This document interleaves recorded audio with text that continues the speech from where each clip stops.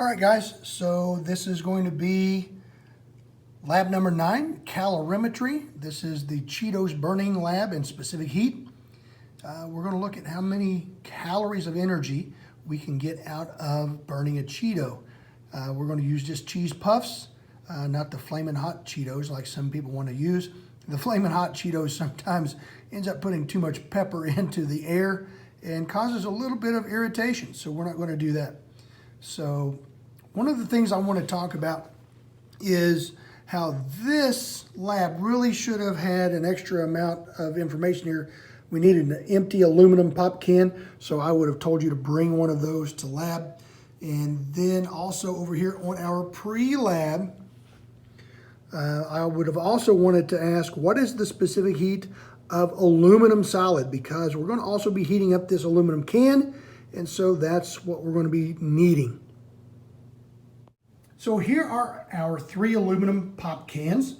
We are going to use these to heat the water to absorb the energy from the burning Cheeto.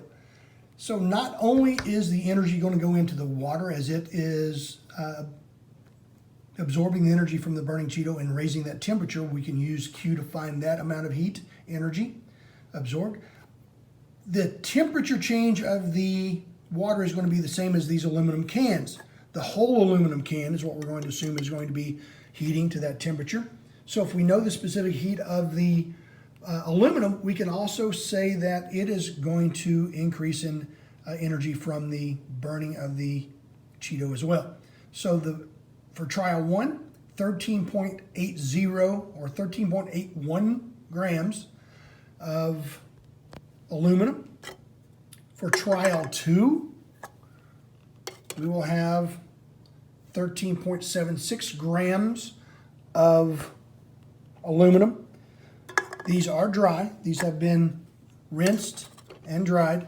So this is for trial 3, 13.62 grams of aluminum. So put that in a table and we'll add that to the amount of energy that is absorbed by the water in this system. So we have our soda can, or pop can, set up.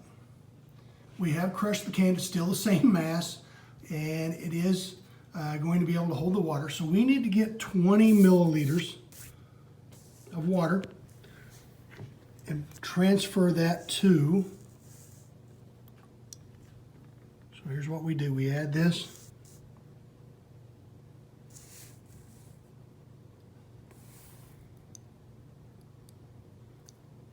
So we're going to call that 20.0 milliliters of water. We will add this to our soda can. Oops, hang on just a second.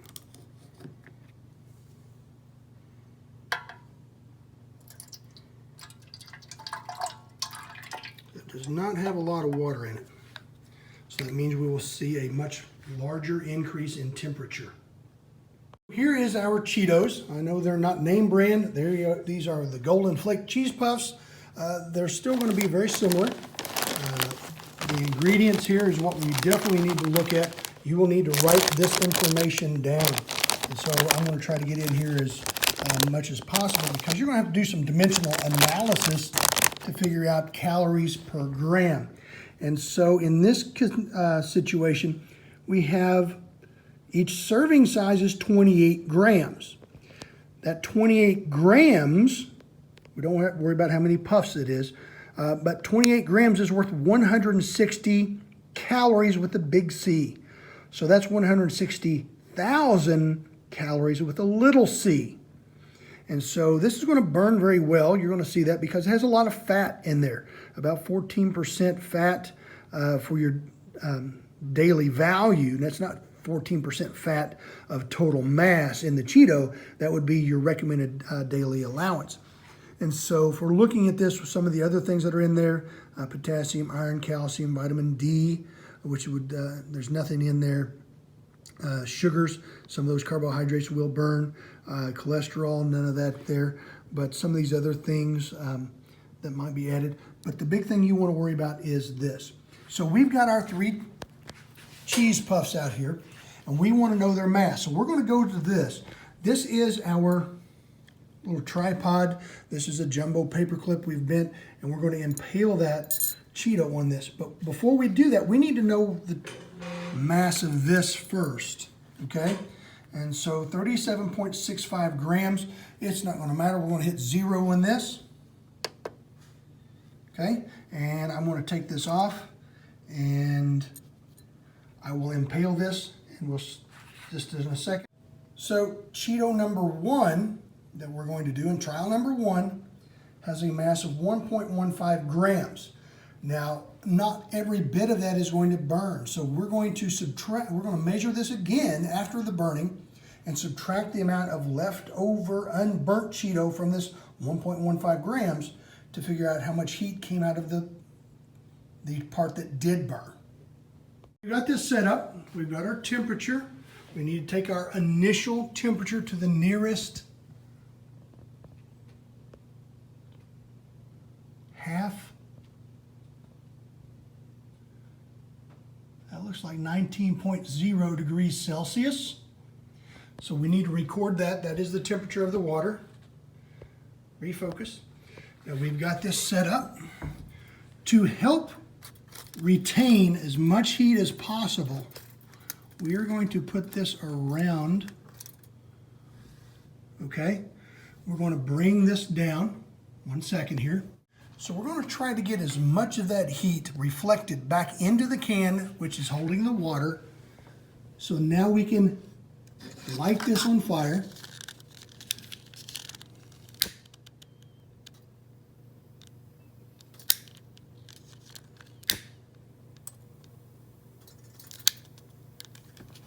And as this burns, a lot of that energy is going to go up into this can, and we're going to watch, not the pandas in the background, right here. Now, yeah, you're going to see a lot of soot. So there's some mass being lost to the air with the soot. Looks like our Cheeto fell. So all of it may not burn 100%, but it burns for a long time. These things have an amazing amount of energy in them. The oil that is in them is a lot. Most people, whenever they do this lab, they look at it, it's like, I'm not eating these things again because they're so unhealthy. Some people are like, I don't care, they just taste good. Some people would tell me how they use them as fire starters when they camp, but this is definitely heating things up. So we will get that. What we want to do is wait, and if we're doing a really good job, we would stir. I'm shaking this can to make sure that we don't have any hot spots or cool spots in the water. We want to wait until that peaks. The highest temperature, we're at 40, close to 48, 47.7. So let's go to 47.7 from your original starting temperature, and that will give you the change in temperature in degrees Celsius for the water. It's already starting to go back down. And so that's how much energy that the water and the can absorb. That can is fairly warm throughout, even the top. It's all warm. So that was trial 1. We will do the same thing for trial number 2. But first, we need to measure the mass of this Cheeto and the supporting apparatus again to find out how much of that did not burn, because all we're worried about is the amount of mass that was lost that did create the heat. So we need to get the mass of this, subtract it from the starting mass, and then we can do our Q. So this is after it was burned, trial number 1. And the difference, or actually what's left over, is 0.41 grams. So this is the amount of grams remaining of the black material that did not burn. So we need to subtract the 0.41 from the original amount, and the difference is the amount that did burn and was converted into heat and light energy. So again, starting trial 2, I have re-taired the watch glass and the supporting piece of metal. I will impale our Cheeto. Let me see if I can do this. I've impaled this. Hopefully this one won't fall off. This one is only 1.06 grams, so 1.06 grams for Cheeto for trial number 2. So for trial number 2, I have set up our can. Yep, trial number 2. You can see this 2. Our starting temperature for this one is, come on, focus. We're going to call that 20.5. Can I get a better? We're going to call that 20.5. You could almost say 20.8 degrees Celsius. It does have the 20 milliliters of water in there, which is 20 grams of water, of course. We're going to get this lid up on fire.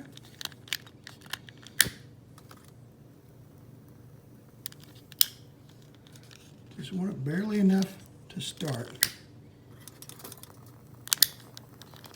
Trying not to add too much heat with the actual lighter itself. So it is going to be burning. So a huge amount of this heat from this one is not going to be absorbed 100% by the can and the water. It's burning very well. This one is not falling off quite yet.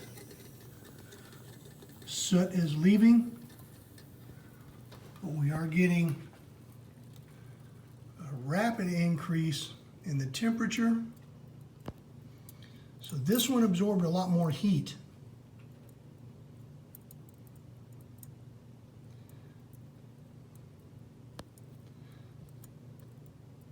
We're at about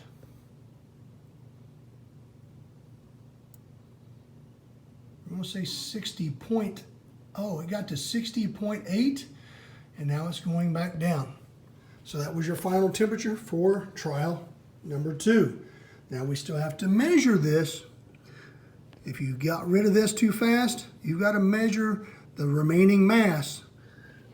This one did not have any. Let me take this apart real quick. This one, okay, this one had very little oil or grease that dripped off. I should have shown you, but I cleaned it up too fast, that the last one, whenever it fell down, it had a lot of extra grease on the watch glass. That was, we did measure it. It was in the measuring. It did not burn. So that amount of energy did not go into the can or the water in trial number 1. This one, nearly all of the fat did get burned up, and so it did produce a lot more heat and energy. Of course, it went so fast, it probably did not get into the can as efficiently. So we bring this over here. I've not messed with the scale at all. So we only have 0.11 grams remaining on this trial number 2. So you'll need to subtract that from the original amount. So for trial number 3, we're going to grab our third Cheeto. We're going to impale it. It is impaled now. It has 1.50 grams total of Cheeto. Okay, so one of the things I like to do is, you've seen my little contraption here, the little prototype trying to keep all of the energy into the can. This is trial number 3. It does have the 20 milliliters of water added to the aluminum can. It does have a starting temperature of, we're going to say that's 20.0 20.2 degrees Celsius. One of the things we do by this time of the year, hopefully we have some extra time in lab, and so I will allow you guys to do a lot of stuff and try to engineer better shields, try to engineer the height of how far the can is above the flame, and if we can get better results. These obviously are not 100% efficient systems. We'd have a huge amount of loss of heat going to the environment, but this is a very crude way of understanding how calorimetry works and the energy of foods. And so there's going to be a huge percent error here, but it does give you the idea. And so as we try this, we're going to light this again. We got our starting temperature. We're going to light this. And so my future engineering students, I give you a lot of leeway as long as you have enough time to take as many trials as you need to get better and better results. And so that is one of the ways we just want to try the scientific method and innovation in coming up with ideas. You see the temperature going up. You could possibly even hear that little 20 milliliters of water, some of it boils as it is turning. You have a huge amount of soot coming off of this one. So we definitely have hundredths of a gram somewhere missing mass. So this one did really well. Wow. So you're going to be able to see just how much error we have just in our trials. And so we would try this and try this and try this until we can get nearly similar results in 3 trials to get the average. So here we've got 94.5. 94.5, it's already going back down. This went from our starting temperature to 94.5.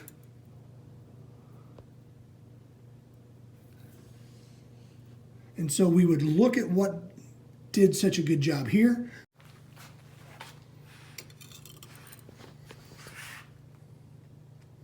So on this trial, we would want to know what we did right. How did we get so much more energy out of this one? Again, we start with our starting mass, subtract the 0.12 grams. That will give us the total amount of Cheeto that was burned, turning it into heat and light and absorbed by the aluminum can and the water. So then you should be able to do the math. Notice we didn't have a lot of grease or oil that dripped from this one. So we would have tried to evaluate what we did right or different in this one. Notice this one had a lot more soot that did accumulate on this can though than in this trial, which was trial number 1. It had the least amount of soot and the least amount of energy that went into the can. Trial number 2 had a little bit, but not nearly as much as this one. And so if you had time, I would let you guys do this a lot more and try to get better and better results. So when you do this, yes, you're supposed to average these, but trial number 3 is going to be a lot closer to the correct answer than the other 2. So at this point, you have the information in tables somewhere that you wrote this stuff down.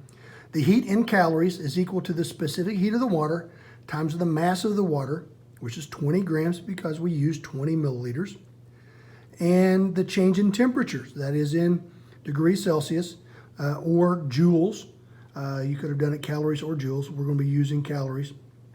And so when we look at this, we would also want to add, if you know the heat in calories is equal to the specific heat of aluminum times the mass of aluminum, guess what? It changed the same temperature as the water did. Whenever I moved the aluminum can for the trial number 3, it was hot. I did not want to touch that. And so we would be able to add the heat and calories for the water and the aluminum because the aluminum absorbed energy too. And so we could do that for trial 1, trial 2, and trial 3. Add those all up, show your work, put that into the Google Forms. Calculate the number of calories per gram of hot Cheetos. Yeah, we didn't use hot Cheetos. Yeah, they were hot because we burned them, and no, it was not Cheetos brand cheese puffs. Take calories, okay, from answer number 1, divide by the number of grams. You should be able to show that. Calories, which is a big C on the back of the food packaging, is actually in kilocalories. Calculate the actual calories with the big C by dividing the calories from number 2 by 1,000. Okay, so calories, all right. And then you would average these. We got the nutritional value found on the package. Okay, you've got that from earlier in the video. You should be able to put that in there. The accepted value is what is on the actual bag. And then according to our calculations, is the calorie content, big C or little c, on the nutritional label accurate? Explain your answer. Yes, it's going to be accurate. But according to our calculations are going to be off by a huge percent error. Give 2 examples how you could improve the accuracy of this experiment. If you would have been doing this in the lab and you did more trials, more ways to figure out, hey, how can we actually burn this stuff, capture everything, get it into this? Because obviously trial 1, trial 2, and trial 3 had a lot different amounts of energy being given off by Cheetos of close to the same size. So that's what I want right here in number 6. Give us some examples. It'd been a lot easier if you would have been here in lab to do that. So you already did your pre-lab. Get these things done. If you have any questions,